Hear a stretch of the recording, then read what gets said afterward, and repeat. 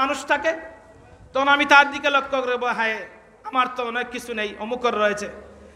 আর অমুকর যার সম্পর্কে আমি বলছি সে তার চাইতে আরো উচ্চ লেভেলের একজনের দিকে লক্ষ্য করে বলে আমার তো অমুক অমুক জিনিস নেই, অমুক বস্তু নেই, অমুক টাকা নেই, অমুকর তো অনেক কিছু রয়েছে। এইভাবে একজন অপরজন থেকে এইভাবে কি করে সে আপনার একজন তার অপরজনের দিকে লক্ষ্য করে বলে হায় আমার তো কোনো কিছু নেই, হায় আমার তো কোনো কিছু। এইভাবে দেখা যায় যিনি কোটিপতি অঢাল সম্পদের মালিক উনারও হাহুতাশ চায় না, উনারও কি যায় না, উনারও অন্তরের মধ্যে কোনো শান্তি নাই, শান্তি নাই।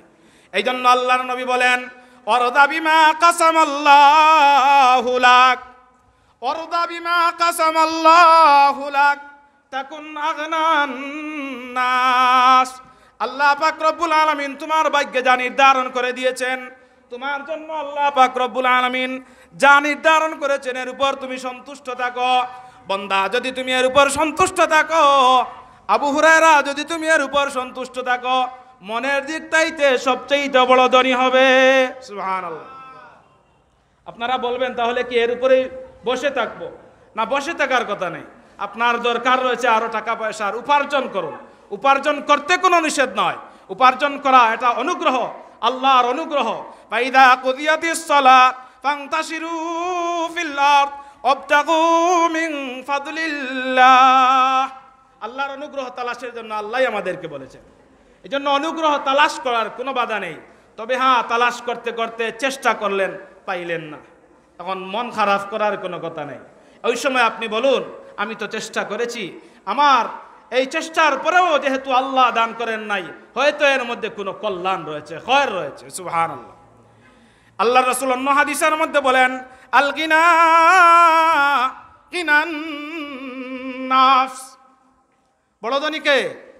বড় ধনী অটাল সম্পদের মালিক, উনি বড় ধনী নয়। সবচেয়ে বড় ধনী আল গিনা গিনান নাফস, অন্তরের দিক দিয়ে যে মানুষ ধনী সে হচ্ছে সবচেয়ে বড় ধনী। সুবহানাল্লাহ। এই জন্য রাসূল করিম সাল্লাল্লাহু আলাইহি ওয়াসাল্লাম আবু হুরায়রাকে 2 নম্বর কি উপদেশ দিয়েছেন বলুন তো দেখি? 2 নম্বর কি উপদেশ দিয়েছেন? আল্লাহ আপনার আমার ভাগ্যে যা রেখেছেন, যা দিয়েছেন, এর উপর কি থাকতে হইব? আমরা সন্তুষ্ট থাকতে হব। এর উপর নারাজ হলে হবে না, এর উপর অসন্তুষ্ট হলে হবে না, এর উপরই আপনি আমি সন্তুষ্ট থাকতে হবে। 3 নম্বর রাসূল করিম সাল্লাল্লাহু আলাইহি ওয়াসাল্লাম আবু হুরায়রাকে যে উপদেশ দিলেন সেটাও আপনার আমার জন্য অত্যন্ত জরুরি। আমরা সমাজে বাস করি, পাড়া প্রতিবেশী সবাইকে নিয়ে একটা সমাজ গঠিত হয়। রাসূল করিম সাল্লাল্লাহু আলাইহি ওয়াসাল্লাম সমাজে বসবাস করতে গেলে প্রতিবেশীর হকের দিকে লক্ষ্য রাখতে হয়। এই জন্য আল্লাহর রাসূল সাল্লাল্লাহু আলাইহি ওয়াসাল্লাম বলেন ওয়া আহসিন ইলা জারিক তাকুন মুমিনা।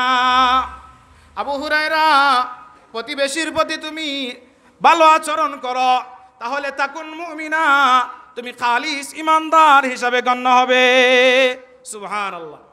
প্রতিবেশীর সাথে যদি আপনি আমি কি আচরণ করি, ভালো আচরণ, তাহলে কি বলে গণ্য হব? কামিল, পরিপূর্ণ ইমানদার হিসাবে আপনি আমি গণ্য হব। প্রতিবেশী খুবই গুরুত্বপূর্ণ একটা পয়েন্ট।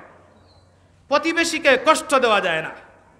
প্রতিবেশীর প্রতি সবসময় হুসনে সুলুক, ভালো আচরণ করা, প্রতিবেশীর প্রতি লক্ষ্য রাখা, প্রতিবেশীর প্রতি খেয়াল রাখা, আমার পাড়া প্রতিবেশী যে রয়েছে তার দিকে আমি সবসময় হেফাজত রাখা, খেয়াল রাখা। আমরা সমাজে বর্তমান সময়ে এমন অবস্থা হয়েছে, আমি আমার পাশের ঘরের খবর রাখি না, বরঞ্চ তার সাথে আমার বিদ্বেষ রয়েছে, তার সাথে আমার শত্রুতামি রয়েছে। এগুলা ইসলাম সমর্থন করেন। এই জন্য রাসূল করিম সাল্লাল্লাহু আলাইহি ওয়াসাল্লাম বলছেন 3 নম্বর উপদেশ, সেটা হলো প্রতিবেশীর সাথে ভালো ব্যবহার করো। ফায়দা কি, লাভটা কি? তুমি খালিস ইমানদার হিসাবে গণ্য হবে। সুবহানাল্লাহ বলুন, আরো জোরে বলুন সুবহানাল্লাহ।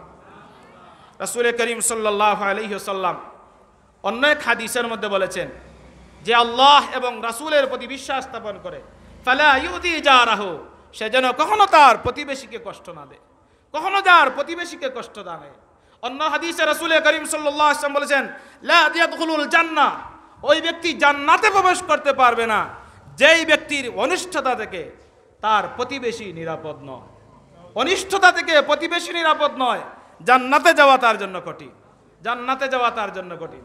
আপনি আমি হিসাব করে দেখি, আপনি আমার অনেক প্রতিবেশী রয়েছে, অনিষ্ট প্রতিবেশীর সাথে দুর্ব্যবহার করি, প্রতিবেশীর সাথে খারাপ ব্যবহার করি, প্রতিবেশীর সাথে আমরা ভালো আচরণ করি না। এজন্য আল্লাহকে ওয়াস্তে প্রতিবেশীর সাথে আমরা কি করতে হবে? ভালো ব্যবহার করতে হবে। কি করতে হবে? ভালো ব্যবহার করতে হবে। আল্লাহ রাসূল সাল্লাল্লাহু আলাইহি ওয়াসাল্লাম অন্য এক হাদিসের মধ্যে বলেছেন, মান কানা ইউমিনু বিল্লাহি ওয়াল ইয়াউমিল আখির ফালইয়াকুল খাইরান আও লিয়াসমুত।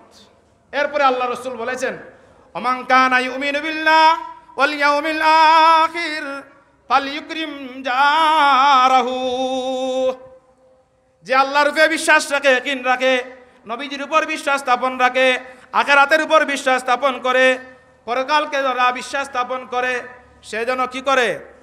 তার পরিবার, তার প্রতিবেশী যারা রয়েছে তাদেরকে শ্রদ্ধা করে, সম্মান করে। সুবহানাল্লাহ। প্রতিবেশীর অনেক আলোচনা রয়েছে। প্রতিবেশী হাদিসের আলোকে প্রতিবেশী তিন শ্রেণীর। কয় শ্রেণীর? আমার সাথে কথা বলুন। প্রতিবেশী কয় শ্রেণীর? তিন শ্রেণীর, তিন ধরনের। এক শ্রেণীর প্রতিবেশী যার হক মাত্র একটা, আরেক শ্রেণীর প্রতিবেশী যার হক দুইটা, আরেক শ্রেণীর প্রতিবেশী যার হক তিনটা। তাহলে বলুন তো দেখি, প্রতিবেশী কয় ধরনের হলেন? আরো জুড়ে বলুন, প্রতিবেশী